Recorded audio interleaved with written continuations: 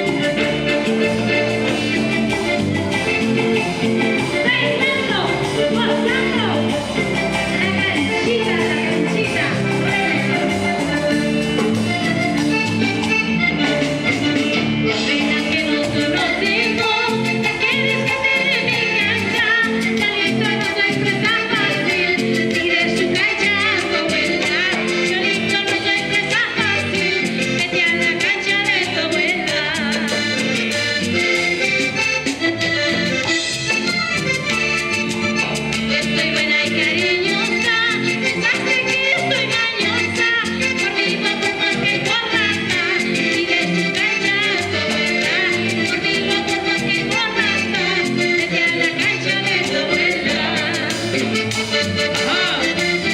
A ver esas palmitas, amigos, para ver la lista. ¿Piensas que soy fácil? ¿Te crees galancito? Anda, pídele su cancha a tu abuela.